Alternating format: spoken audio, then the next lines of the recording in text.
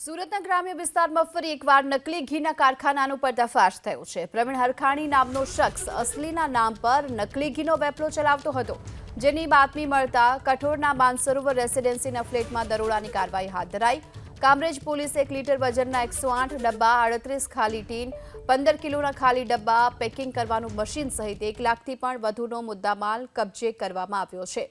કામરેજના કઠોર વિસ્તારમાં નકલી ઘી બનાવવાનું આ કારખાનું ઝડપાયું છે। રેસિડેન્સી વિસ્તારમાં આ પ્રકારે અસલીના નામે નકલીનો વેપલો અહીં ચાલતો હતો। પ્રવીણ હરખાણી નામનો શખ્સ નકલી ઘી વેચતો હતો અને નકલી ઘીનો આ કારોબાર ચલાવતો હતો, જેની હાલ અટકાયત કરવામાં આવી છે। વધુ વિગતો મેળવે સંવાદદાતા ઇન્દ્રમલ શાહ અત્યારે આપણી સાથે જોડાઈ ચૂક્યા છે। ઇન્દ્રમલ, કયા પ્રકારે આ જે અસલીના નામ પર નકલીનો વેપલો ચાલતો હતો તેનો પર્દાફાશ થયો અને કેટલા સમયથી અહીં આ પ્રકારે કારોબાર ચાલતો હતો? બિલકુલ ગીતા, કેટલા સમયથી આ વેપલો ચાલતો હતો તેની હાલ છે તે પોલીસ તપાસ કરી રહી છે। કામરેજ પોલીસે ગઈકાલે આ એ જ વિસ્તાર છે, આ માનસરોવર રેસિડેન્સી જે દેખાય છે, નેશનલ હાઈવેને અડીને આવેલું એક મોટું શોપિંગ કોમ્પ્લેક્સ અને રેસિડેન્શિયલ જગ્યા છે। અહીં અનેક કોમ્પ્લેક્સો આવેલા છે।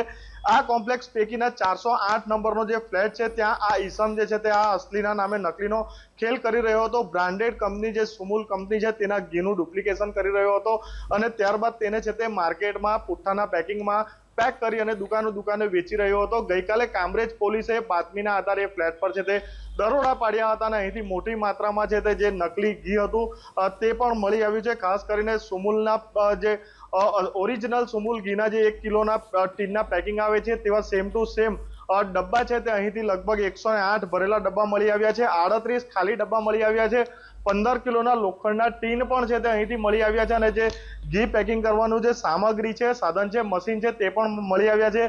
કામરેજ પોલીસે હાલ છે તે 1 લાખથી વધુનો મુદ્દામાલ કબજે કર્યો છે અને જે આરોપી ઈસમ છે તેની હાલ અટકાયત પણ કરી લીધી છે। કામરેજ પોલીસ હાલ છે તે તેમની પૂછપરછ કરી રહી છે કે છેલ્લા કેટલા સમયથી આ ઈસમ છે તે આ ધંધો કરી રહ્યો હતો, કયા વેપારીનો તેણે માલ આપ્યો છે, અત્યાર સુધીમાં તેણે કેટલું પ્રોડક્શન કર્યું છે, તે તમામ વસ્તુની હાલ છે તે કામરેજ પોલીસ તપાસ કરી રહી છે। ગીતા જી, આ સાથે જ ઇન્દ્રમલ, જે વ્યક્તિ હાલ ઝડપાયો છે તો તેને લઈને કોઈ વિગતો સામે આવી રહી છે? શું એક જ વ્યક્તિ કે અન્ય કોઈ તેની સાથે સંડોવાયેલું હતું કે કેમ, અને કેટલા સમયથી આ વ્યક્તિ અહીં રહેતો હતો, તેને લઈને કોઈ વિગતો? હાલ થોડી વાર બાદ છે તે પોલીસ આ બાબતે છે તે જે માહિતી છે તે મીડિયાને બ્રીફ કરશે, પરંતુ ઘટના સ્થળેથી છે આ એક જ જે વ્યક્તિ છે જે પકડાયો છે તે જ વ્યક્તિ હાલ પોલીસની પાસે છે। ગીતા, પ્રથમવાર નથી કે આ સુરત ગ્રામ્યની અંદરથી આ અસલીના નામે નકલીનો ખેલ પકડાયો હોય। અગાઉ પણ ઓલપાડ તાલુકામાંથી અને કામરેજ તાલુકાના કેટલાક ગામોમાંથી પણ આ રીતનો છે તે વેપલો પકડાઈ ચૂક્યો છે અને ફરીવાર જ્યારે આ એકવાર ઘટના બની છે ત્યારે પોલીસ પણ આ વખતે સખત થઈ છે અને જે આરોપી પકડાયો છે તેની સખત પૂછપરછ કરી રહી છે। જી, આભાર આપનો આ સમગ્ર માહિતી બદલ।